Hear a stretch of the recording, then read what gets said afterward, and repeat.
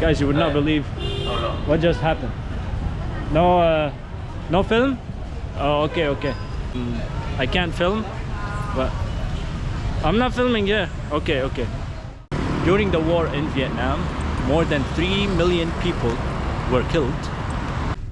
We're very steep, so we gotta be exercise caution while going up. Look how big this step is. So it goes straight away. Straight? And then to your right. Then right, and do you have to buy a ticket? Xin chào. You have coconut? Coconut and cold and no cold.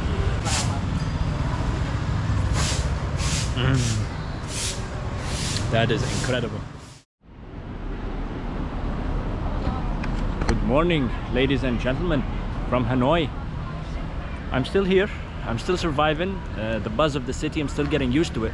But what you see behind me here is the north gate of the Imperial Citadel of Thang. Now, a little history about Hanoi. Hanoi, through history, was chosen by Chinese conquerors, or the site of Hanoi was chosen by Chinese conquerors as always a political base for their, you know, dynasties and all that stuff. Now, when the Lai dynasty came between 1009 and 1225 AD, they chose Hanoi as their capital and they named it Thang Long. Thang Long translates in English to the rising dragon. Now, it remained the main capital of Vietnam until the Nguyen dynasty came and switched the capital of Vietnam to Hue, a little bit south.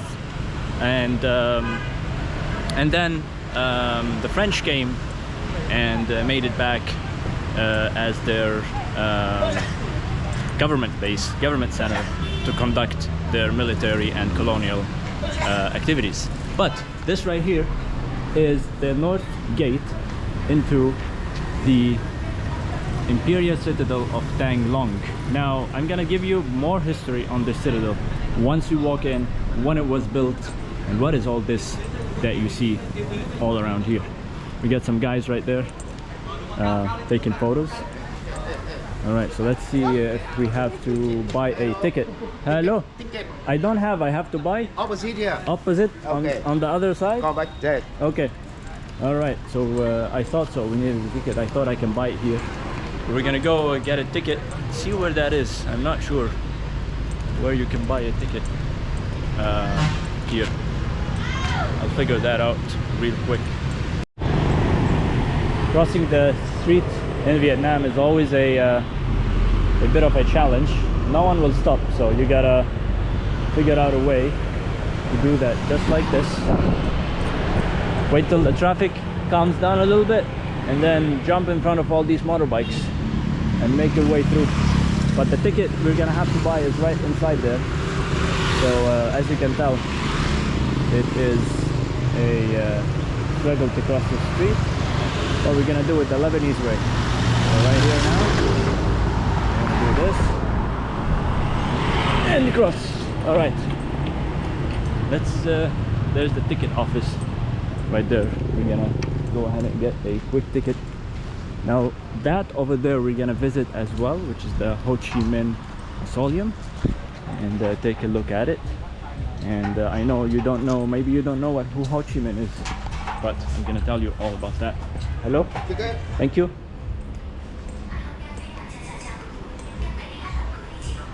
Xin chào. I want a ticket. Yes. For the Citadel? Yes. Okay. Also, I buy here for the Mausoleum? No, Bangladesh different. Different? Over at the Mausoleum? Here, no there. Here only for Imperial Citadel. Okay. One please, yes. 70,000. How much? 70,000. 70,000. Okay. That's 70. That's 200,000. Thank you. Thank you.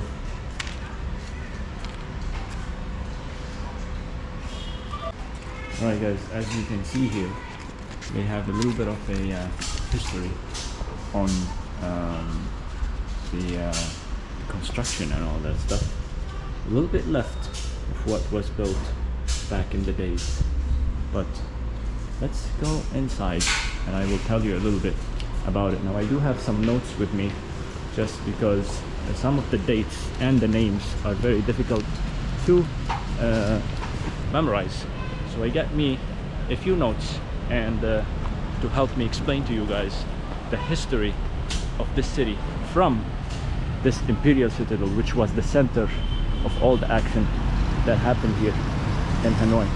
So we're gonna have to cross the street again and go to the Citadel. Professional. I'm a professional crossing the street. Imagine if I get hit by a car now. That would be funny. Alright. Alright. So we are about to head back in again. Give this guy the ticket. The ticket was 70,000 dong, which is about $3 or a little bit more, which is not too bad. And here he is again. So Okay. thank you. All right, so let's check it out.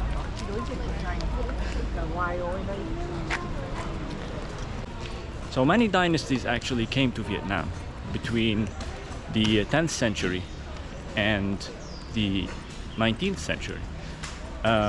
Mainly a few of those dynasties were the Lý dynasty, the Tran dynasty, the Lai dynasty, and the Nguyen dynasty. So during the Thang dynasty, modern Vietnam was considered to be an An Nan protectorate, with Tong Binh, which is modern-day Hanoi, as its seat of power.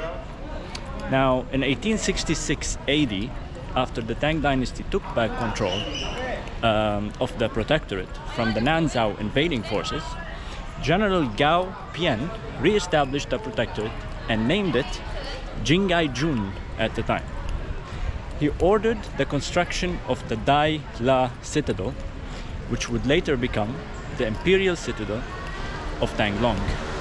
Now, I'm trying to make it into the citadel. You can see the top of the citadel right there, and we're gonna take a look at it. So this is the first structure that was built of this Imperial Citadel. So what he did is he built a little citadel for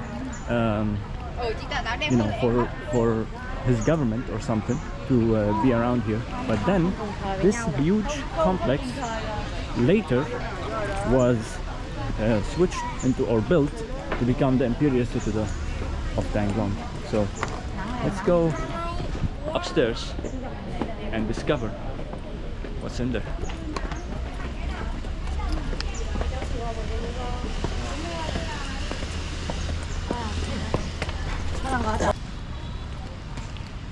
Alright guys, so this right here is the Imperial Citadel that was built during the Tang dynasty, and you can see down there the infrastructure of the building. Now I'm gonna tell you why this is just destroyed and not really preserved.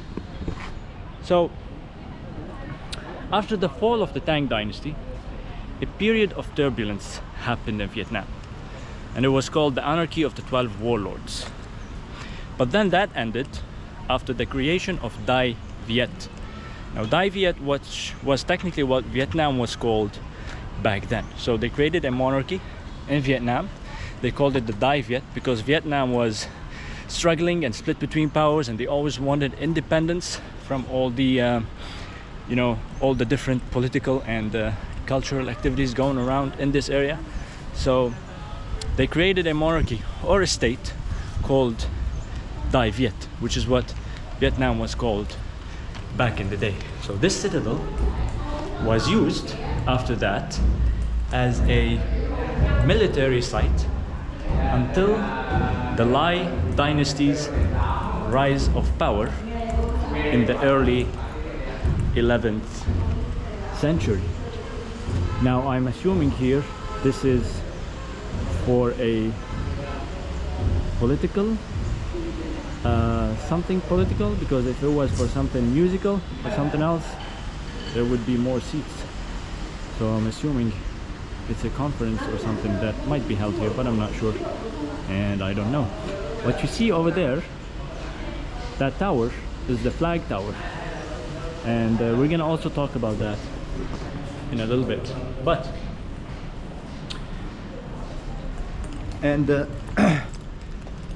after the Lai dynasty came in the 11th century, this citadel was used again as a center of power, as a government or political center. Now, during the years and the subsequent dynasties, the Vietnamese royal enclosure, which is this Thang Long citadel, was expanded several times. So this is what was first built right here, and after that it was expanded several times. It was built according, so technically it's a modern urban design, if you think about it, because it was built according to three sectors, similar to the modern layout. So the outermost sector was the defense fortifications. So they built defense fortifications around this huge citadel, and the middle sector is the Imperial city, also the residential areas inside, and the innermost sector was the purple forbidden city, which is similar to the forbidden city in Beijing, if you've seen that before. So let's head down to where the remains are of the infrastructure and take a look at it real quick.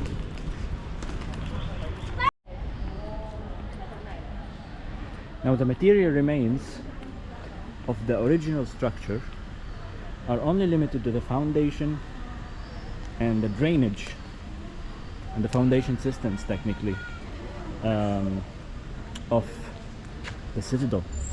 The drainage and the foundation systems are indicative of the site's large-scale urban design, which also supports that the Lai dynasty was Vietnam's golden age. They built a lot in Vietnam, and many things happened during the Lai dynasty as well, which were the Vietnamese writing scripture for the language was introduced and was found and taken from the Chinese and made into Vietnamese during the Lai dynasty as well. So that is when Vietnam had its first language, or only language technically. I'm walking around, I'm looking at these college students, I believe, a school, yeah, and they're coming here to learn a little bit about the history of their great country. In 1802, now, the Nguyen dynasty took control of Vietnam from the King dynasty. The capital of Dai Viet was Hanoi. It was moved over to Hue. So Hue is the southern city, and what they did is they built a citadel similar to the Imperial citadel that is built here, and they used a lot of the remains from the citadel to build the citadel in Hue, because this citadel was mainly destroyed from the wars between the dynasties and all that stuff. So later on in 1831, during the administration reform during the Nguyen dynasty, Minh Mang changed the name of Thang Long, it was still called Thang Long at the time, to Hanoi province. So he called it Hanoi province. So Hanoi is a province, and Hanoi city is the capital of the province. In 1888, the Nguyen dynasty officially ceded Hanoi to the French, after which Hanoi would become the administrative capital of the French Indochina Federation. So the French came to Vietnam through trade and through missionaries, and took control over the years from the Nguyen dynasty, which is the last dynasty, before the French capitalists came and took over in Vietnam politically and also militarily. So what they did with this citadel, which is very interesting, is they demolished the citadel. So the Nguyen dynasty rebuilt the citadel after the reform, and they renovated it and rebuilt it. And then the French came and they destroyed the citadel, and it was largely demolished to make land for offices and for barracks. As you can tell, there's not a lot that remains. This is all new stuff. So you can see like the foundation, like the stairs, maybe the steps were part of the original building, but everything else that is added, you see these new buildings are all new. This is all refurbished, rebuilt. Nothing was still standing except for two things: the flag tower and the north gate, which you see right here. These are the two areas that were not destroyed, and they did not need any refurbishing later on. Now this citadel is really huge, and there are a lot of buildings. This area right here where I'm standing, all these buildings were the general command and headquarters of of the army and of the government. So everything that you see right here are general command and headquarters. And let's take a look here at the palace right here.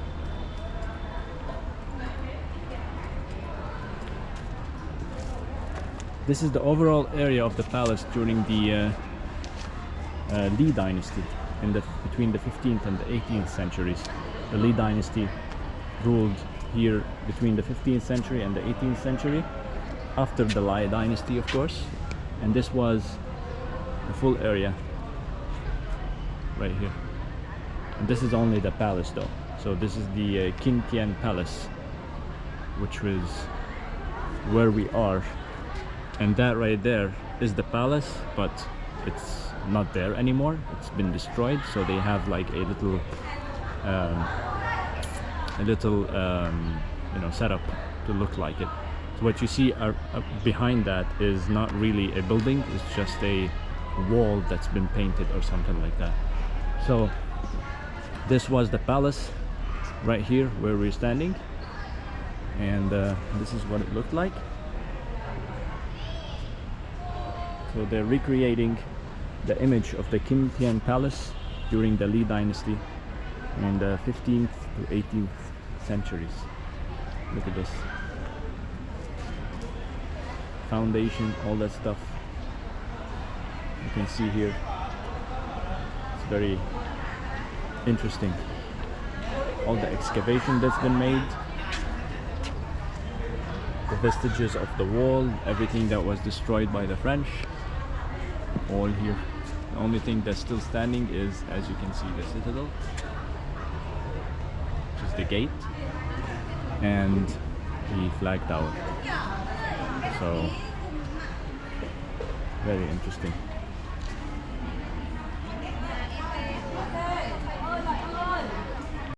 Alright guys, I'm walking around trying to get out of here.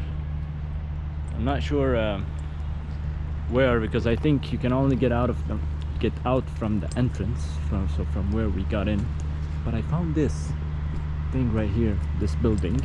It's a relic of the past right here, and it does have an entrance to it, so you can technically walk inside. So let's see if we can go upstairs and see if we can check it out. It looks like, oh my, look at those stairs. So this is the exit, the entrance is the other side, but it looks haunted in here. Okay, so we have people here, which is good.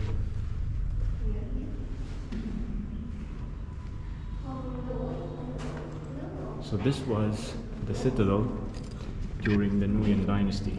As you can see, look how large it is. This is where we walked around, right here, this section. And we are here, I'm assuming, right? So this was the citadel. This is the outside fortifications that we were talking about. This is the inner section. And this right here is the Forbidden City, which is beautiful. This is from the period of 1821 to 1831. Beautiful.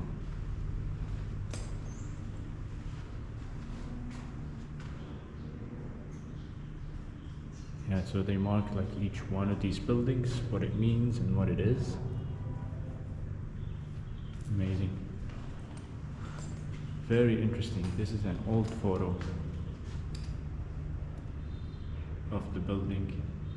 This is the flag tower right here. This is the flag tower.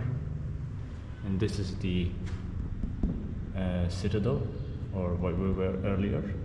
This is the Forbidden City. And this is outside. This is, I'm guessing, residential areas around, which is awesome. This photo was taken in 1873 from the East Gate. Wow, incredible. This is about the French stuff, but I saw stairs that go upstairs, like to the upper level, and I'm guessing they are here somewhere. There they are. So let's see. These are very steep, narrow stairs to go up. They're very steep, so we gotta be exercise caution while going up. Look how big this step is. Look how high this is. So when those were built, it was pretty high, but look. Architecture from the Tin-Back Tower, which is this one, where we are. And this is the view from the tower.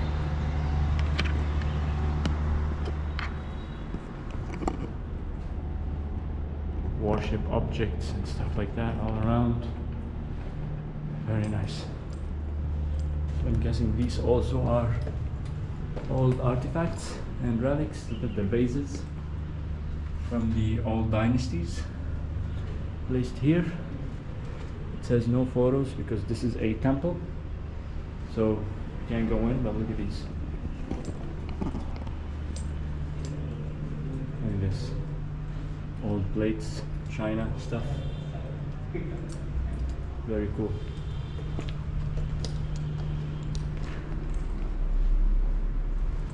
Is there any other stairs? No other stairs. No.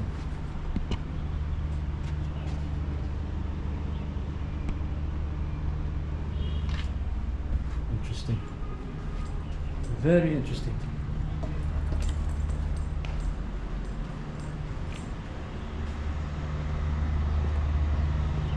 But this is really nice. Look at these long palm trees. And I am up here.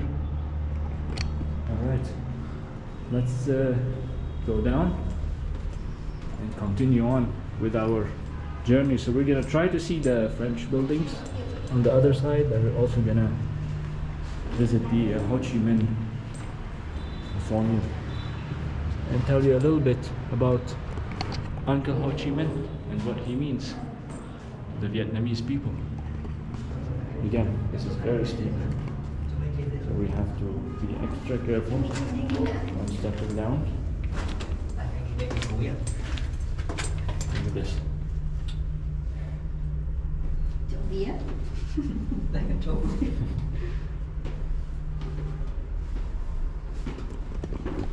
Right, let's go.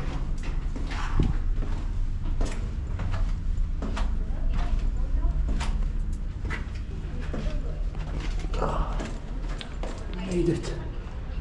All right. Let's see. Let's see where the exit is and then continue on. This right here looks like a walkway into a tunnel or something underground. Look at this. I think it's a entrance into a tunnel.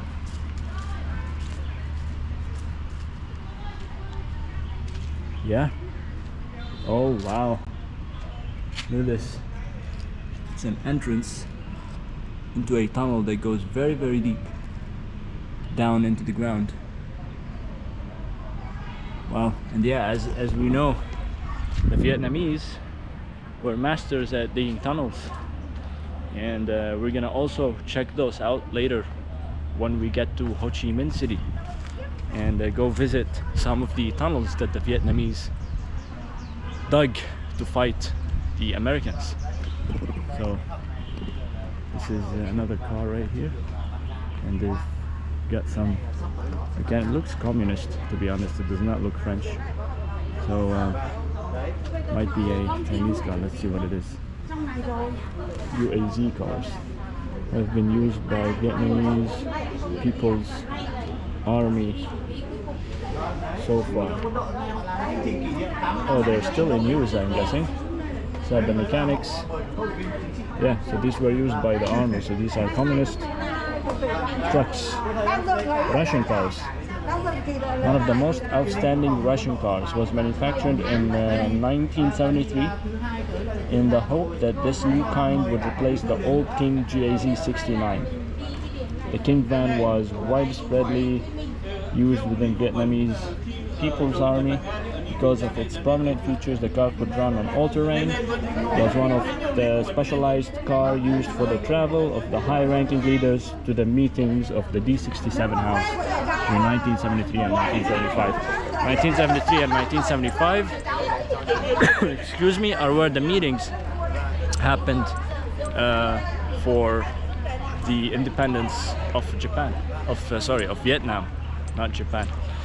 Japan had a big role in Vietnam. I'm not sure if you do guys know a little bit of the history, which I'm gonna tell you in a little bit.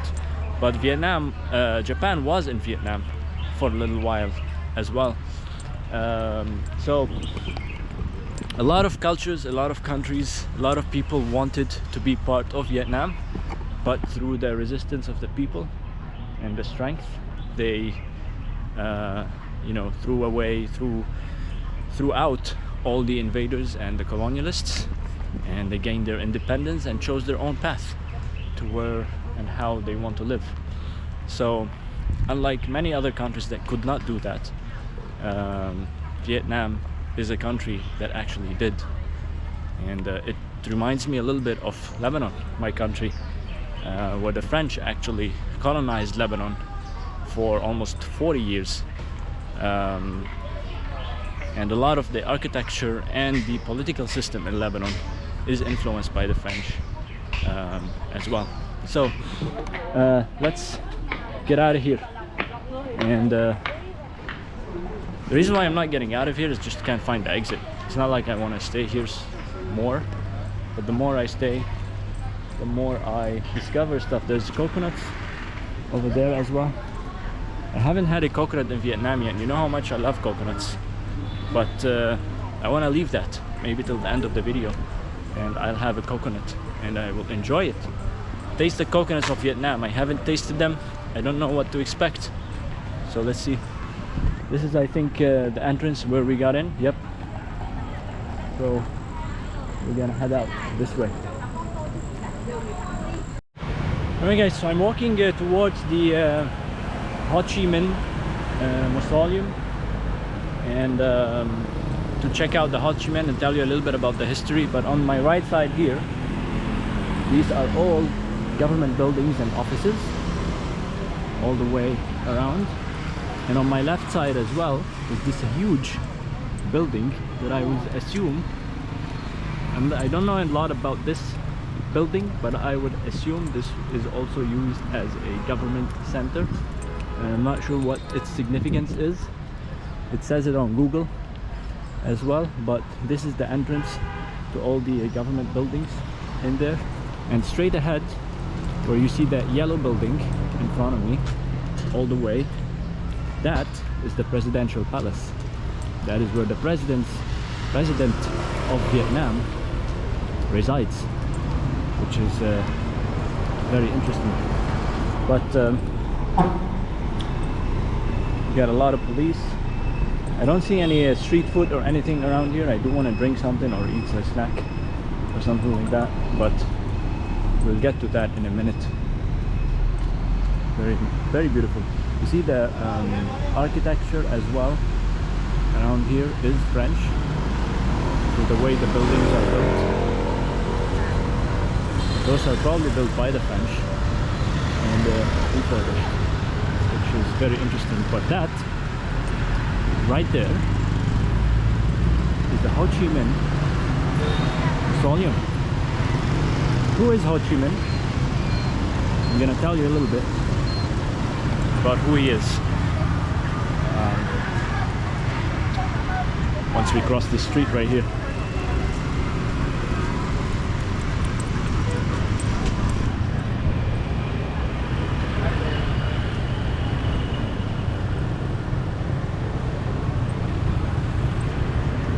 Easier than I thought.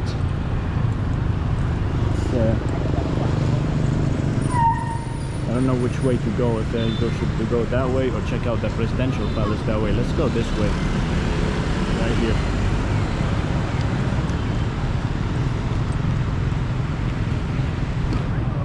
So guys, the Vietnam War was a very long, costly and divisive conflict that pitted the communist government of the North against the South Vietnam and its principal ally, the United States. It's very interesting how this happened, but the conflict was intensified during that time by the ongoing Cold War between the United States and the Soviet Union. During the war in Vietnam, more than 3 million people were killed, including 58,000 American soldiers. The most costly war for the United States. More than half of the 3 million people killed were sadly civilians, Vietnamese civilians, which just shows you the devastation that this war made or created in Vietnam, and how much it took of sacrifice and resistance for the Vietnamese people to actually expel Western forces out of Vietnam and create their independence. So how did this happen? How did it all start, the Vietnamese-American War? So during World War II, Japan invaded Vietnam, and the French were in control in Vietnam. They were the colonialist force in Vietnam, and the Japanese invaded Vietnam. So to fight off both the Japanese and the French colonial administration, political leader at the time named Ho Chi Minh formed something called the Viet Minh. The Viet Minh is what it's known as the League of Independence of Vietnam. And from there, the rest is just history. After Japan's defeat in World War II, it withdrew its forces from Vietnam. So Japan withdrew from Vietnam after its defeat in 1945 in World War II, leaving the French-educated emperor at the time. He's Vietnamese, but he's French-educated. His name was Bao Dai, in control of Vietnam. Now, because that happened, seeing an opportunity to seize control, the Viet Minh forces led by Ho Chi Minh immediately rose up, taking over Hanoi and declaring a democratic republic of Vietnam with Uncle Ho Chi Minh as its president. But look at this. This is a memorial for President Ho Chi Minh, who started the resistance and the movement towards the independence of Vietnam after the Japanese withdrew from Vietnam in 1945. Now I'm assuming we can walk in here, but I'm not sure from where. People are walking in from that side over there, so we're gonna check it out. But officially, technically, the Vietnamese War with the Americans did not start until 1954, when the US involvement started in Vietnam. After Ho Chi Minh's communist forces took power in the north, armed conflict between northern and southern armies continued until Viet Minh's decision or decisive victory in the famous Battle of Dien Bien Phu in May 1954. So that is when the war began. So the French were still in northern Vietnam even after Ho Chi Minh declared it as a communist state, and there was the 17th parallel line that split North Vietnam and South Vietnam. South Vietnam under the governance of Bao Dai, which is the French-educated president at the time, and North Vietnam under the control of Ho Chi Minh. And you know, armed conflict stayed until 1954, and that is when the big battle of Dien Bien Phu happened in northern Vietnam, and the Viet Minh forces defeated the French in that large battle and declared it an independent state. And then the United States in 1954 started to get involved in the war, sending troops. Slowly they began by, I think, 5,000, and then 10,000, and then more and more and more, until they sent around 550,000 American troops into Vietnam. Now many like accords and stuff happened during that time to try and create a vote towards the independence of Vietnam, but nothing happened, and it was just war. It was just war for about 20 years, which was incredible. It led to the loss of 3 million people, most of which are civilians. So I'm trying to go around and get into the Ho Chi Minh Mausoleum to check it out right there, but you can see as we walk there's a lot of police presence and guards all around the place, which was fantastic to see, and we're gonna check them out in a little bit. So, speak English? English? How can I get into the mausoleum? You go straight away, Straight? and then turn your right. Then right? And do you have to buy a ticket? No. Okay, I can just walk in. Okay, great. Thank you. All right. Very helpful and nice. Let's cross the street here and get in. All right. You can see the guards in white in there. I'm assuming those are the national or something guards. I'm not sure what they call them here, but they're wearing a different costume than the police officers right here, which are wearing the green Vietnamese costume, police costume. I've been walking a lot. Let me double check with this guy. My friend, to Ho Chi Minh over this way? Yeah. I walk and then go right? Okay, thank you. Yeah, they're very, very helpful when you talk to them. It's just very nice people in Vietnam. Everyone is very helpful and nice, which is something I like. Alright guys, so I just got here and they told me that I can't be wearing shorts into the mausoleum, these officers right here. So I guess we have to go change and come back. But there are people wearing shorts. I'm not sure how they got in. Yeah, but that sucks. Guys, you would not believe what just happened. No, no film? Oh, okay, okay. So I've ran into some trouble here. I can't film, but I'm not filming. Yeah. Okay, okay. Alright guys, so I can't film inside, and they made me buy elephant pants, as you can see, which I really hate because I can't go in with shorts, but I can't film inside with the GoPro, so I'm filming on my phone right now. They put my GoPro in a bag, so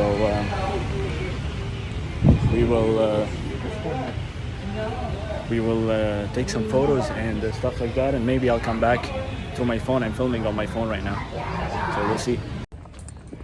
I'm again in I walked in, they said no photos. I had a lot of trouble with the camera. I'll tell you about that later, but I'm right now in the presidential palace where Ho Chi Minh lived, the yellow building that I showed you before.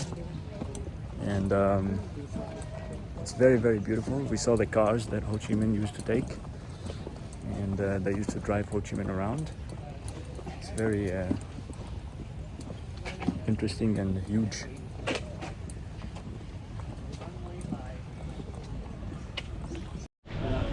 What is it? Water? Maybe in a little bit. Yeah, I'll take a water. Yeah, I'll take a water. Alright guys, so we just walked out. It was like a tour that you walk around and you are led around the place. So first you walk in, you cannot film, you cannot take your cameras, and they had me wear pants, so I had to go outside, and the only thing I could find are these ridiculous elephant's pants, which I couldn't wait to take off. But so we're outside. This is a pagoda from the Li dynasty, I think from 1049. It's very small, but it still stands over here. This is outside the Imperial or the presidential palace. So the presidential palace that I was showing you earlier is where Ho Chi Minh used to live. And you can actually walk in, see the cars that he would take him around, and you can see the house that he lived in and where he used to eat and study and all that stuff. Now, when you walk into the Ho Chi Minh Mausoleum, you are led by the guards to walk through and enter this big building that looks like the Lenin Mausoleum in Moscow. And when you walk in, you go up the stairs, and you will see, you would walk on a little platform around the glass box where Ho Chi Minh is lying, and they say this is the preserved body of Ho Chi Minh, which you can see in there. And the guide was actually saying that he does not believe that it's actually Ho Chi Minh. It's probably like a wax figure of him, just because, for the reason that he would have to go to Russia every year in November and September. They would have to take him, they would close the mausoleum, take him to Russia to get his body fixed, you know, preserved again, and bring him back. And he saw during the years that he was working here, the body was shrinking, and then suddenly it was this perfect figure, and he thinks that it was either restored with wax or in a way, or it was a wax figure. But in any case, I'm gonna go over this a little bit more. We're just gonna have a water and relax a little bit. I got my communist hat right here, and we'll get out of here. Right guys, so I'm not sure where I am exactly, but that right there I believe is where the mausoleum is, the mausoleum entrance. You see all the people walking, and this right here is a huge, I would assume, museum. This is the Ho Chi Minh Museum, where you can go in and take a look at Ho Chi Minh stuff, but it's very interesting to see, and if you ever come to Vietnam, you should definitely visit this place. It's a very interesting experience, walking into the mausoleum and seeing the body of the assumed body of Ho Chi Minh preserved, and you know, checking around this area. Now what I'm looking for is I'm looking for coconut, and I can't seem to find any coconut over here, so I will probably have to walk outside to get my coconut. But I hope I did, you know, say, you know, maybe put or create the picture of a little bit on the history of Vietnam. More to come, of course, on this in different locations and in different cities, but generally this is the history of Ho Chi Minh and Vietnam, brief down to a few sentences. But in any way, let's go outside, find the exit, because I'm really hot right now. It's humid around here, and get ourselves a fresh coconut and call it a video. Let's go for it.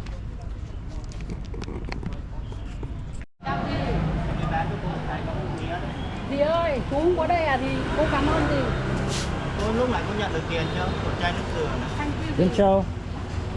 You have coconut? Coconut and cold and no cold. Có cả dừa lạnh. Cold. Cold and 30,000. 30,000. Okay. Lạnh không? Lạnh không? Dừa lạnh. So we're here, guys, to finally found the coconut, to get a coconut chugged. It's 30,000 baht, 30,000 dong, Vietnamese dong. Quả là vừa mới chặt đấy. Cold and ice. There we go. Chặt lâu rồi thì nó mới lạnh. There we go. Just gonna slice it open.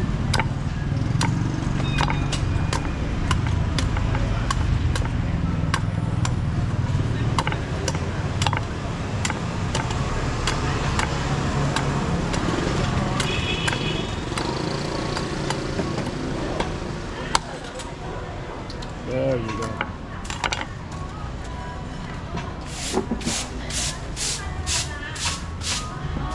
Okay. Thank you. No change, okay? No. No change. No, for you. Tip. No. Tip from us. Xin cảm Okay, ơn. yeah, tip. Thank Yeah, you. come on, thank you. Rất nhiều. All right, so we're gonna drink this real quick over here.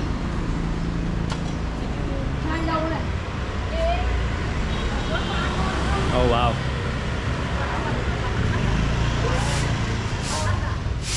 Very sweet and very cold. It's actually really delicious. Oh my god, I miss coconut.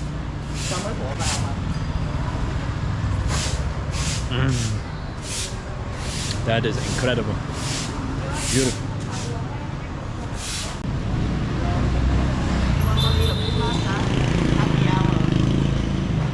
Can you get a body massage for 150 and half an hour. Yeah. 1 hour, I think should be 1 hour.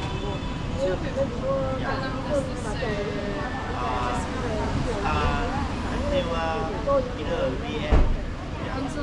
Yeah. 10 a.m. until 11 p.m.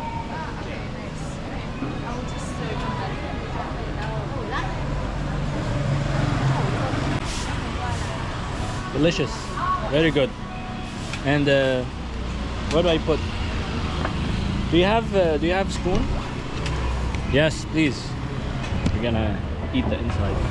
Eat the meat of the coconut.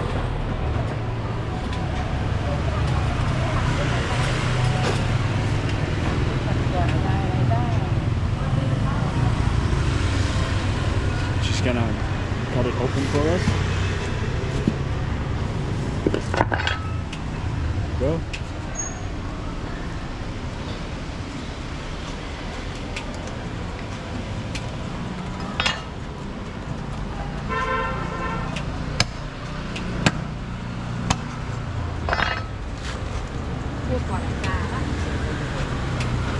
Can I sit?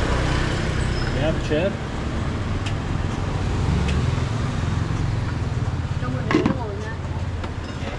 Yes, thank you. Come on. Perfect. Thank you, my friend. Alright, they gave us a chair to sit and enjoy this coconut right here.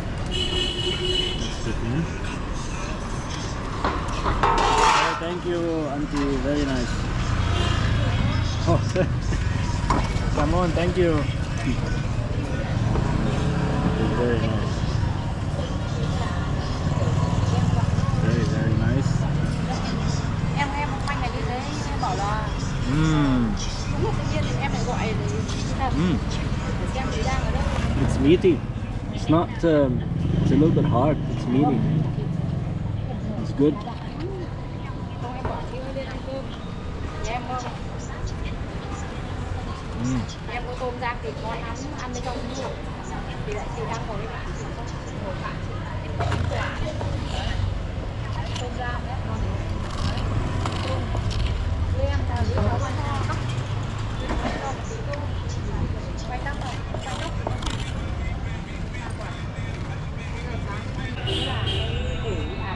Okay, thank you. Where do I put? You take care of it? Okay. Thank you. Thank you, my friend.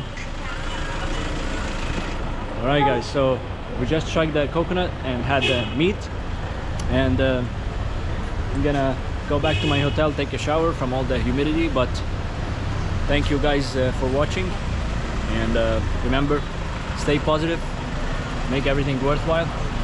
I'll see you guys on the next one.